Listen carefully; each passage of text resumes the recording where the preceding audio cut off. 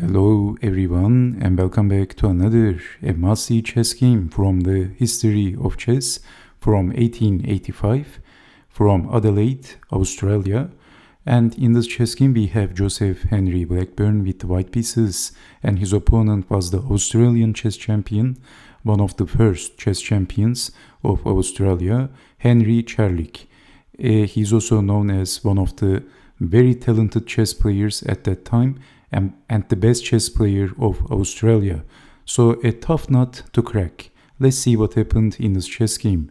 And Joseph Henry Blackburne is the attacking chess legend, of course, and one of the leading chess players in the world. So he starts the game with e4, e6, d4, d5, and we have the French defense, bishop to g5, bishop to e7, capturing the knight, and then developing the knight, giving up the bishop very early, and then bishop to d3 and pushing the pawn, and this also opens the bishop.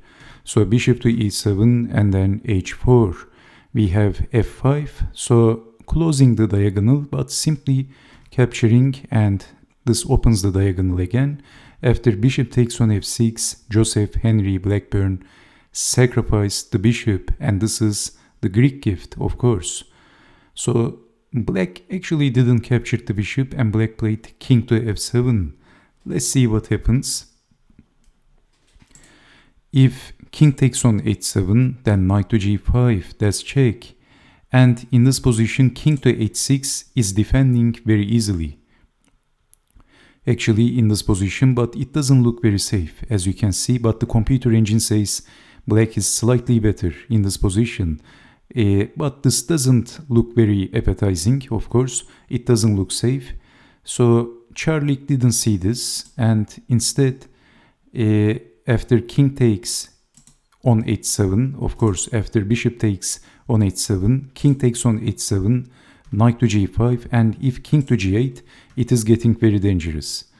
And how to defend the checkmate threat? If capturing, then capturing back, this opens the h-file. And if bishop takes knight, then h takes on g5, and this is going to be check, and this is also very dangerous. g6 is also possible, and Black is in trouble in this position.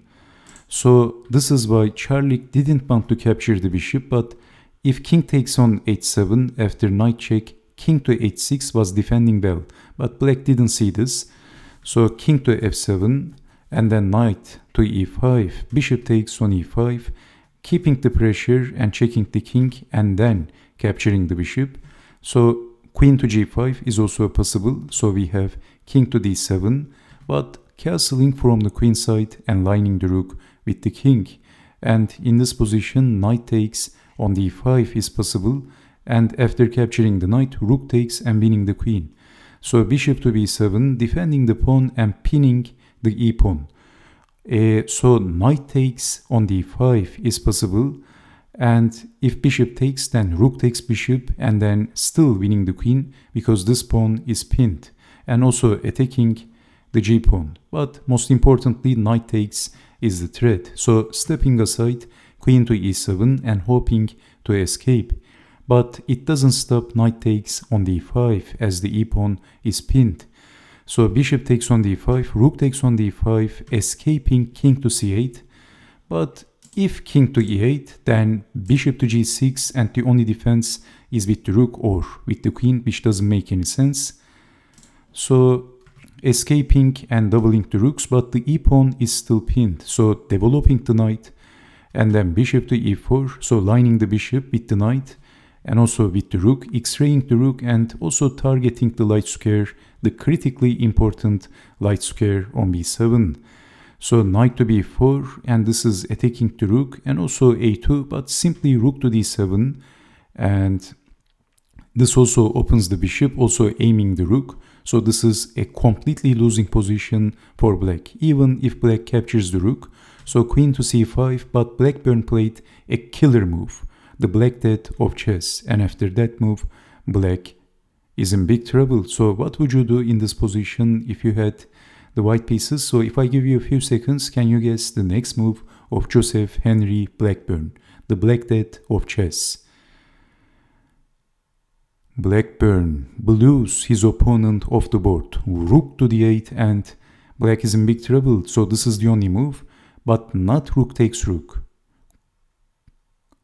Queen takes, on e6, check. And after this move, Henry Charlick, the Australian chess champion, resigned. Well, he is getting mated, and because of the bishop, there is no escape. So you see the importance of the bishop on e4. The possible continuation, moving the king, doesn't work because of checkmate.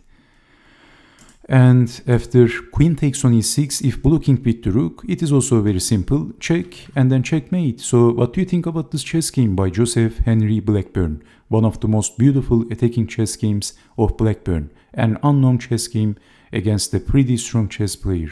So thank you so much for watching, and I hope to see you next time. Take care and bye bye.